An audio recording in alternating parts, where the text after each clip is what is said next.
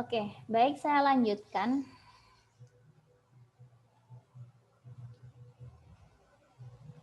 Jadi biodiesel di sini adalah bahan bakar alternatif dari sumber daya terbarukan ya, atau sumber daya yang bisa diperbarui. Yang paling terkenal yaitu yang B20, B30 yang saya sebutkan tadi, yaitu merubah minyak kelapa sawit menjadi bahan bakar ya. Jadi proses merubah minyak sawit menjadi bahan bakar itu membutuhkan proses katalisis. Nah, katalis yang biasa digunakan adalah katalis berupa logam tertentu yang dimodifikasi ya. Nanti saya kasih contohnya. Nah, ini salah satu contoh dari proses katalisis. Misalkan reaksi transestrifikasi pembuatan biodiesel ya. Langsung aja ke prosesnya, mana ini. Nah, ini.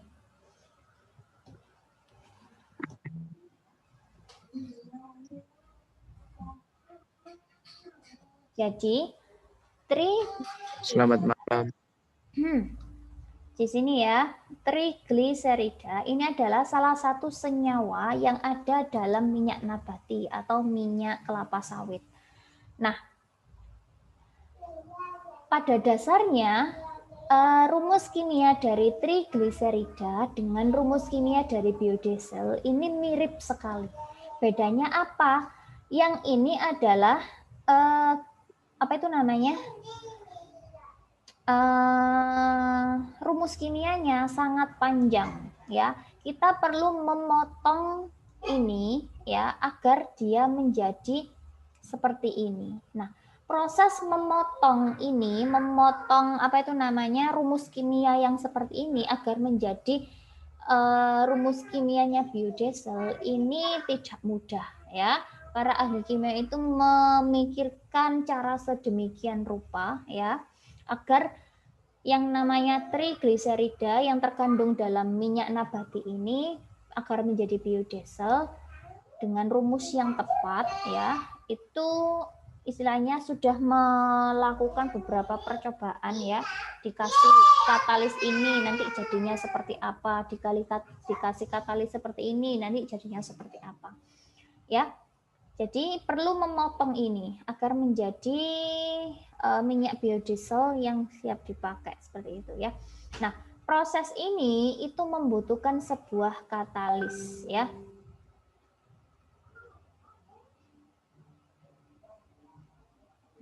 Ini pakai katalis apa ini? Tidak disebutkan katalisnya apa ya. Tapi ini reaksi intinya yang mau saya jelaskan dari reaksi trigliserida menjadi biodiesel ini membutuhkan suatu katalis ya. NaOH, CH3OH ini belum tentu katalis ya. Nah, bisa saja ini cairan ini mengkatalisis ya, tapi biasanya katalis itu berupa katalis logam tertentu.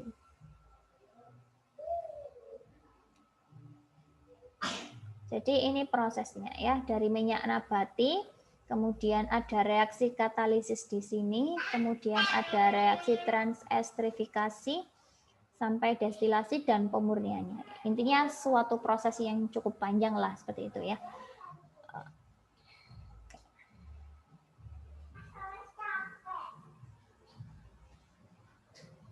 Ini nggak usah deh saya jelaskan. Nah, proses pembuatannya tentu ya dalam sebuah reaktor-reaktor yang sudah diset sedemikian rupa ya.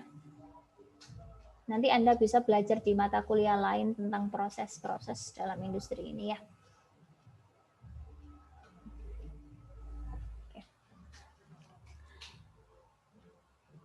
Ini adalah beberapa industri yang membutuhkan proses katalisis juga.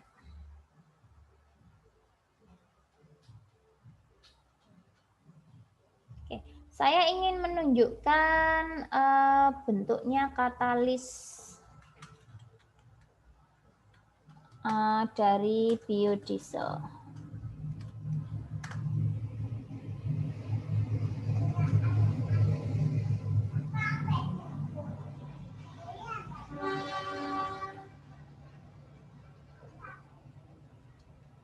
Sebentar ya.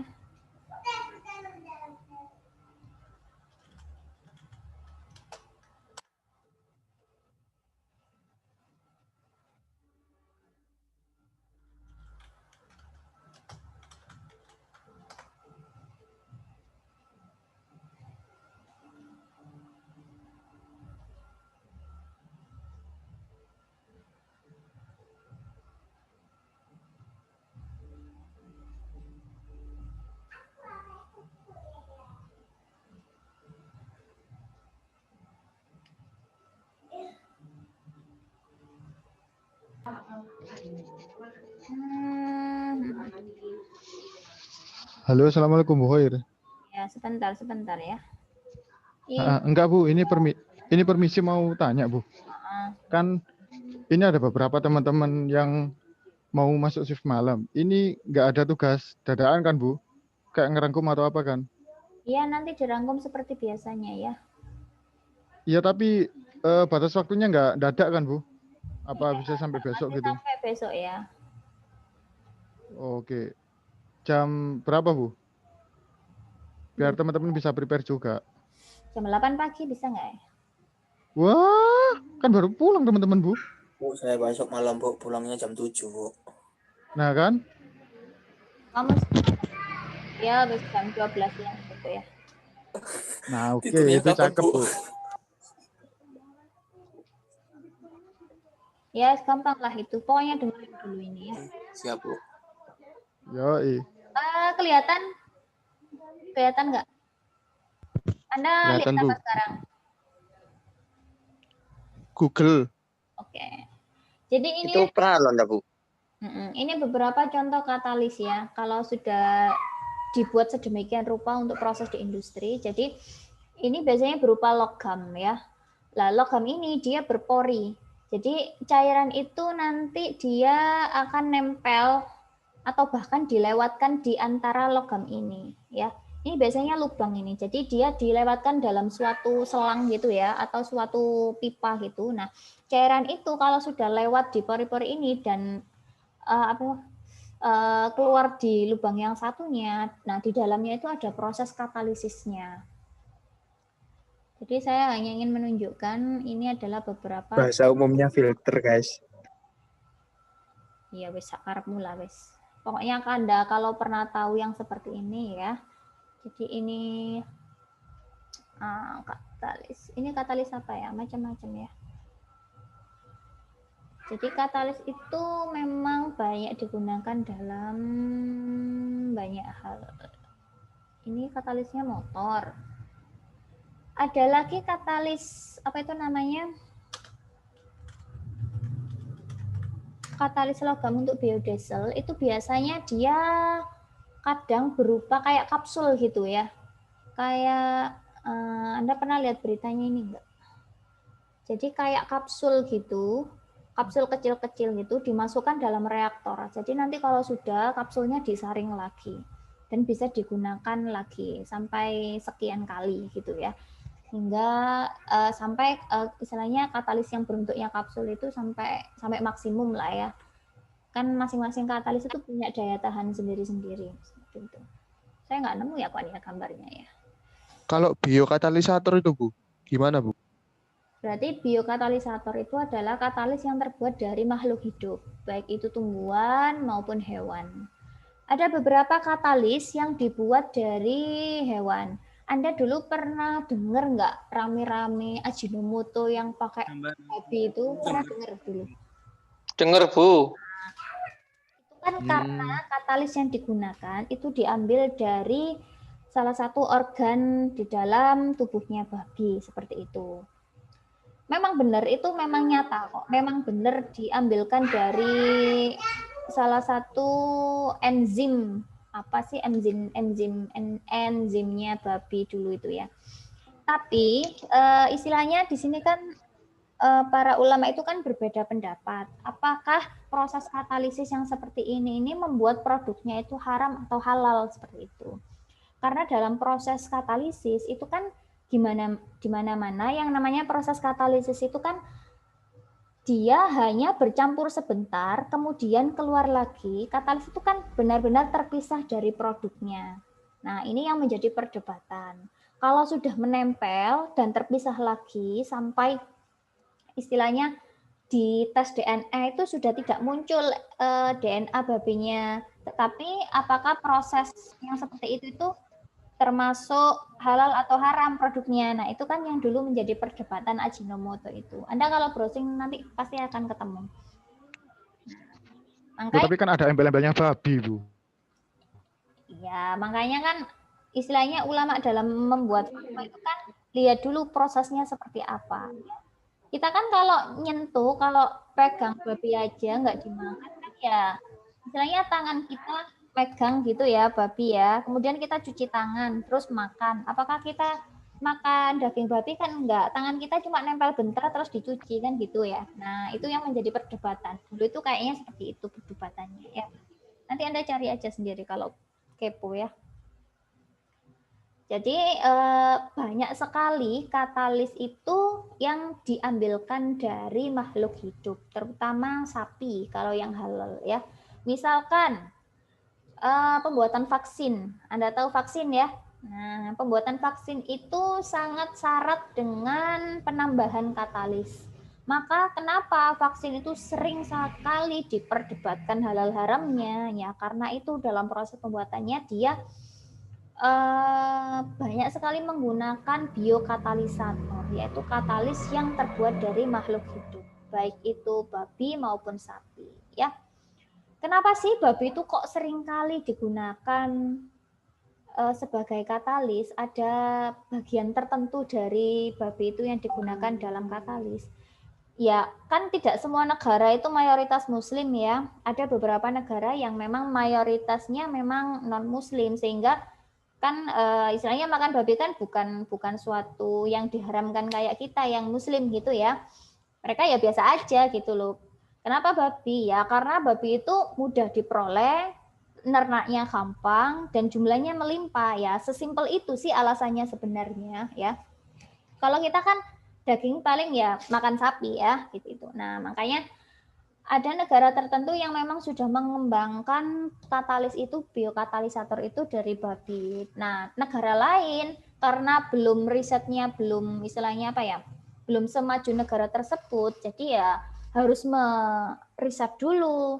Kalau yang di negara A itu pakai katalis dengan salah satu organ dalam babi, bisa nggak kalau pakai biokatalisator dari sapi? Nah, ini harus riset terlebih dahulu seperti itu ya. Itulah kenapa kadang-kadang vaksin itu istilahnya dipertanyakan terus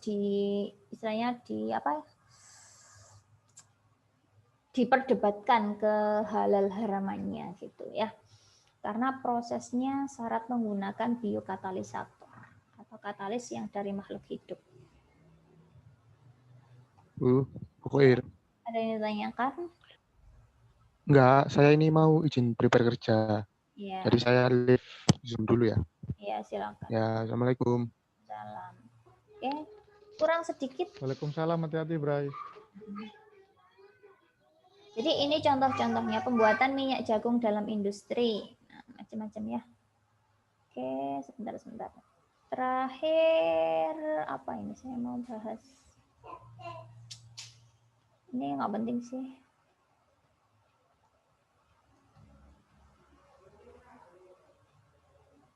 Udah ya, udah habis ternyata. Ya udah deh. Itu. Jadi sekian tentang katalis ya. Hari ini pokoknya Anda catat aja katalis tadi yang di awal-awal tadi apa ya. Yang terakhir tadi barusan yang biokatalisator tambahan aja ya. Oke, kalau tidak ada yang ditanyakan berarti kuliahnya selesai. Bu, ada Bu. Ya, silakan. Bu, ini kan saya lagi di luar. Ini kalau nggak nulis nggak apa-apa, Bu. Tapi saya ketik. Saya bawa laptop, Bu. Iya, terserah. Oke, siap. Pokoknya jangan di-capture terus dikirim ya. Tentu tidak dong. Kenapa nulis sih? Ya, karena nulis dan hanya mendengar itu beda hasilnya ya. Manusia itu cenderung lebih mengingat apa yang dilakukan daripada yang hanya sekedar didengar ya. Oke, kalau nggak ada yang ditanyakan, saya akhiri kuliahnya. Ada yang ditanyakan nggak? Oh ya, saya informasi sebentar ya. Mulai minggu depan kita bahas tentang tugas kalian. Kan kalian udah ngerjakan tugas kemarin ya dari industri asam sulfat, baja, semen, dan selanjutnya.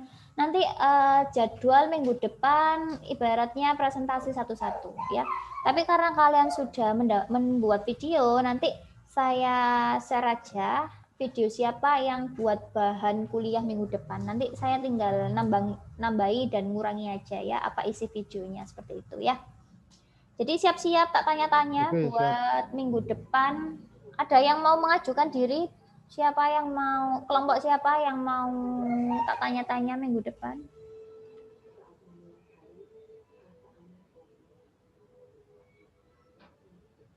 Oke Bu, oke. Ya wes, nanti tak tunjuk ya. Nanti minggu depan bahas apa? Nanti tak lihat dulu videonya ya. Oke. Kalau ada yang mau mengajukan diri silakan. Oke. Bu, nggak ada rencana kuliah tatap muka tahu? Nggak boleh kata Pak Rektor. Saya manut aja Oh. atasan ya. Tapi apakah ada kemungkinan Bu tahun depan Bu?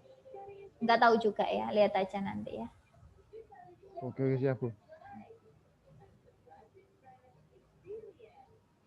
Oke, saya akhiri. Sudah nggak ada lagi yang tanya?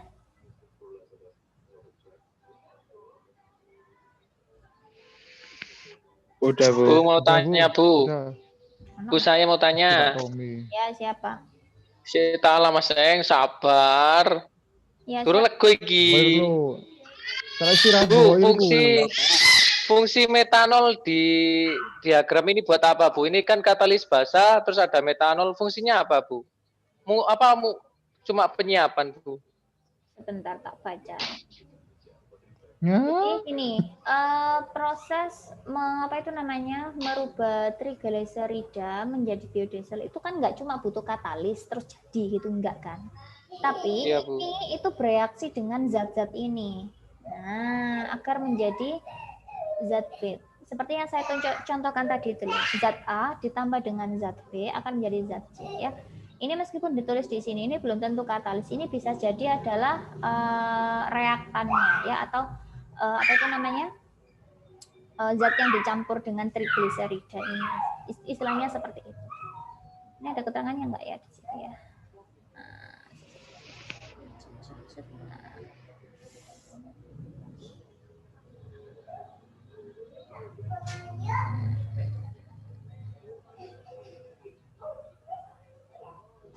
Enggak ada sih. Jadi ya seperti itu sih. Intinya suatu zat itu enggak hanya ditambah katalis langsung jadi tidak, tapi zat itu pasti dicampur dengan zat lain agar menjadi produk yang diinginkan, gitu ya. Berarti tergantung itu apa? Produk yang dihasilkan. Ya, alkohol yang digunakan sebagai pereaksi untuk minyak nabati adalah metanol ya. Jadi alkohol di sini, alkohol itu apa sih? Ya ini yang tadi CH3OH ini alkohol ya. Dia sebagai pereaksinya. Ya sama seperti tadi A ditambah B, ibarat alkohol ini B-nya ya. Kan suatu zat kalau direaksikan itu kan nggak hanya A ditambah B, bisa saja A tambah B tambah C tambah D baru bisa menjadi E, seperti itu ibaratnya ya. Berarti meskipun nggak pakai metanol juga bisa Bu ya? Ya nggak bisa, ini kan memang satu rangkaian reaksi. Kalau trigliserida ditambah metanol, ditambah dengan NaOH, kemudian baru ditambah katalis, baru dia menjadi biodiesel, seperti itu ya. Oke. Bu, ini absennya jenengan pertemuan keberapa Bu? Kemarin kan UTS. Kayaknya masih ke-7 deh ini. 7 apa 6 ya? Nah. Nanti lihatin aja deh di Edmodo, saya tak liatin habis ini ya. Oke, siap. Kalau setelah UTS ke-9 Bu. Iya, tapi kan pertemuan kita itu belum apa itu namanya? Belum lengkap. Iya, ya sesuai urutan itu aja. Masih banyak kok yang perlu dibahas ya. Udah, saya akhiri. Sudah, nggak ada lagi ya. Terima Bu, ini kasih. materinya nggak di-share, Bu. Maksudnya nggak di-share via PDF.